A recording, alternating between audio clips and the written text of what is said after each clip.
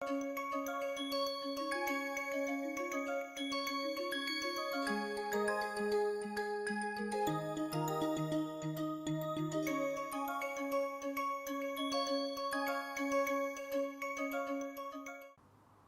to tutorial on heat equation. In this tutorial we are going to solve a few problems associated to heat equation. The first problem is a problem in calculus, which is integral of e power minus x square is root pi. We have used this information in our analysis of heat equation, that is why I decided to do this proof. This involves a small trick, I will explain you that. So, integral of e power minus x square on r is equal to 2 times the integral on 0 to infinity of the same integrand e power minus x square, because it is an even function. Therefore, it is enough to compute 0 to infinity e power minus x square dx. Then the answer we are interested in will be 2 times I. So, to compute I, we look at I square. I square is I into I, that is this quantity into the same quantity. Because I am writing 2 times, I have used x in one integral and y in the other integral. Anyway, this is so called dummy variable, so I can use any variable I want. Now what I do is that this quantity I take it inside. Actually I am assuming that this is finite quantity and that is why everything is fine. So I take this inside and I get this. Now this is nothing but 0 to infinity e power minus x square into e power minus y square is e power minus x square minus y square dx dy, and that is equal to, in the polar coordinates, r equal to square root of x square plus y square. So therefore minus x square minus y square becomes minus r square, and the area element dx dy becomes r dr d theta. Now we have to find out the limits for the integration variables. Look at this integral is on 0 infinity cross 0 infinity, that is the first quadrant. So in the first quadrant the radius goes from 0 to infinity, but the part of the circle which is in the first quadrant corresponds to theta equal to 0 to theta equal to pi by 2. For example, these are the circles I am integrating on. So the angle is 0 to pi by 2 here, pi by 2 is the angle here.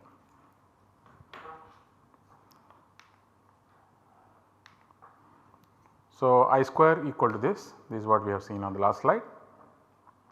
Now it is very easy to integrate. Put s equal to r square, then the inside integral with respect to r becomes with respect to s in this form, and this is easily integrable. E power minus s, integral is e power minus s by minus 1, limits 0 to infinity. So you get 1 from there, so total is half. So integral with respect to theta from 0 to pi by 2 of 1 by 2, that is pi by 4. So I square is pi by 4, therefore I is root pi by 2. Therefore this integral, which is 2 times I, is root pi. This is a very simple trick that we use in calculus. To compute an integral of one variable, we go through computation of integral in 2 variables. Luckily, because of the form of the integrand, we can convert that into polar coordinates and we could easily compute. Now let us solve the Cauchy problem for homogeneous heat equation.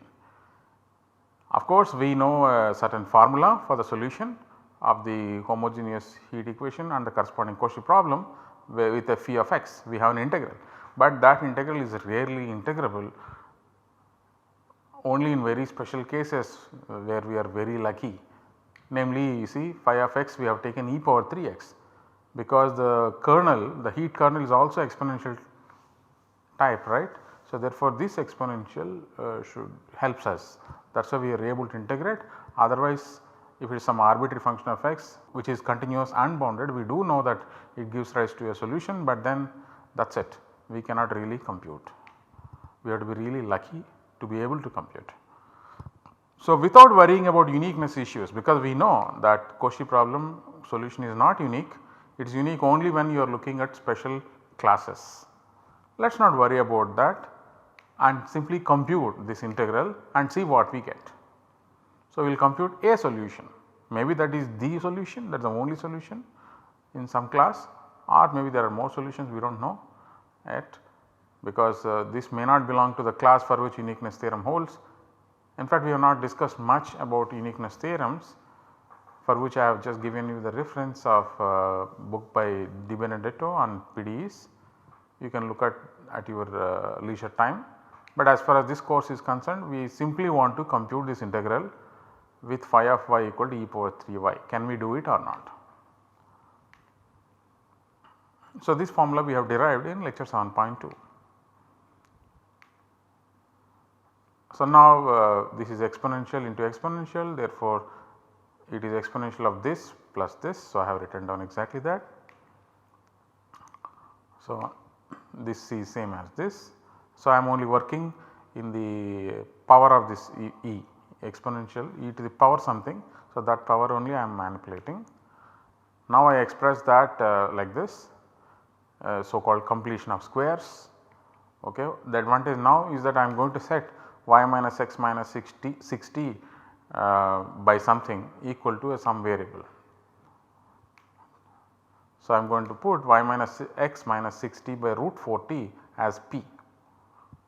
So, then this term, the first term by 40, that simply becomes p square, e power minus p square, and what remains is 12xt by 40, 36t square by 40. So, this is e power minus p square, and what remains here is 12xt by 40 is 3x, 36t square by 40 is 9t, and dy 1 by root 40 is your dp from here. dp is 1 by root 40 dy. So, this is exactly same as this. Now, if you see exponential of 3x plus 9t does not depend on p. So, it just comes outside, and what we have is 1 by root pi into integral over r of e power minus p square dp. We just found out this is root pi. So, root pi by root pi, that is 1. So, what you have is exponential of 3x plus 9t. So, we are very lucky that we could actually compute the integral. Now, let us move on to the problem 3.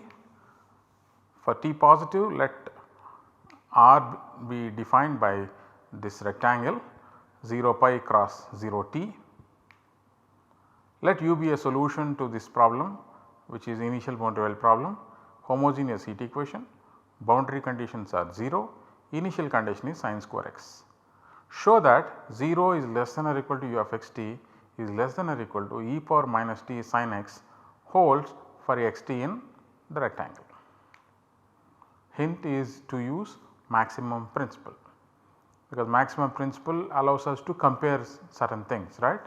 So, therefore, the maximum principle is using that is the hint here. So, what we have to show is actually two inequalities. We have to show 0 is less than or equal to u x t and u x t is less than or equal to e power minus t into sin x. So, let us prove the first one, that is u x t is greater than or equal to 0. It follows from minimum principle. By minimum principle, we know that minimum of u on R closure is actually minimum of u on the parabolic boundary of R. What is the parabolic boundary of R? This is R. So, parabolic boundary is this union of these 3 lines, and u is 0 here, u is 0 here, and u is sin square x here, that is what is given to us. So, minimum of u on the parabolic boundary is 0 because of this, because minimum of sin square x on this 0 to pi is 0. So, minimum is 0. Therefore, minimum of u on R closure is 0, which means u is greater than or equal to 0 on R closure, in particular on R. So, this completes the proof of the first inequality. Now, let us look at the second inequality. So, we want to prove this. See, if you want to apply maximum principle, you can only apply that to solutions of heat equation.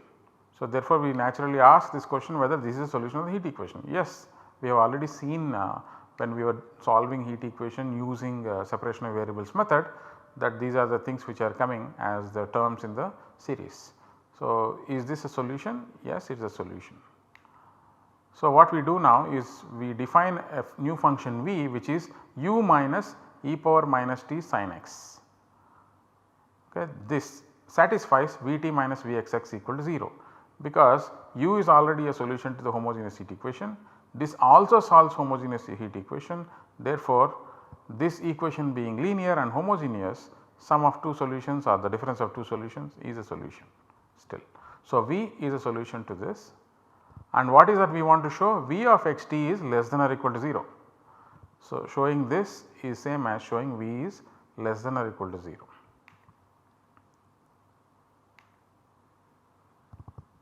So, in fact, we will look at the problem that V satisfies. So, homogeneous heat equation, V is a solution that we have already checked on R, and V of 0 t and V of pi t are also 0. V of x 0 equal to sin square x minus sin x. Please check this, it is very simple. So, I am not going to check here. So, this is the problem that V satisfies. Now, by maximum principle applied to this V, okay, maximum of V on R closure is nothing but maximum of V on the parabolic boundary. So, therefore, we will look at what is the maximum of V on the parabolic boundary. Parabolic boundary consists of 3 lines. One is the line x equal to 0, x equal to pi, on which V is 0, okay, and the other line is the x axis part between 0 to pi. So, we need to look at what happens to this sin square x minus sin x. Sin square x minus sin x is always less than or equal to 0 on this interval. Why? Because sin x lies between 0 to 1. That is the reason, we will see the details. So, maximum of V on this is 0. This is because V of x 0 is sin square x minus sin x, that is always less than or equal to 0, and V of 0 t and V of pi t, both of them are 0. Therefore, V of x t is less than or equal to 0 for every x t in R. That implies U of x t is less than or equal to e power minus t sin x. This is what we wanted to show. So, let us look at problem number 4. For t positive, let RT be defined as this rectangle x between 0 to L and t between 0 to t.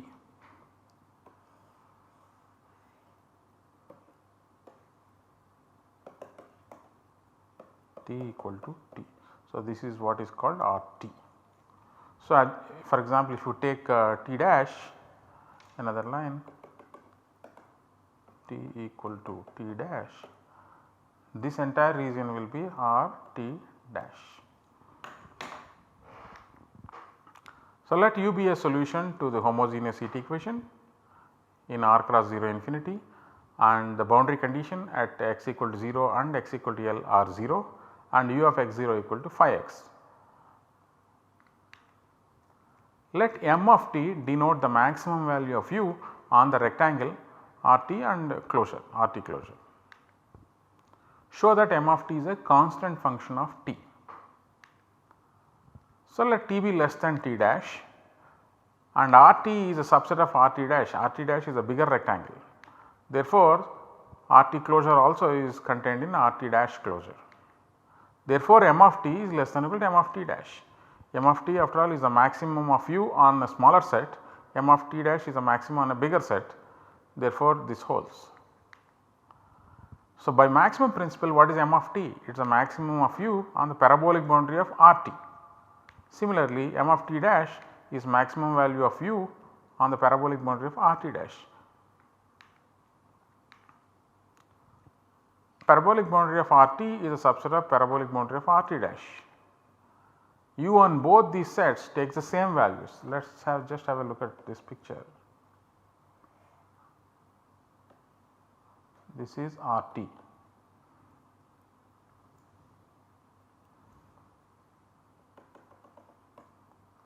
This is RT dash.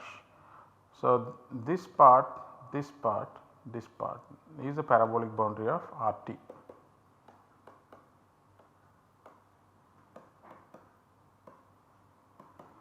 What is the parabolic boundary of RT dash? It is bigger than this. What is the new portion? It is only this much. And what happens to u there? U is 0, that is the boundary condition. Therefore, and u is already 0 here. So, u does not take any new value, so that maximum increases. So, therefore, maximum is the same. So, m of t equal to m of t dash. A similar statement can be made for the minimum also. Thank you.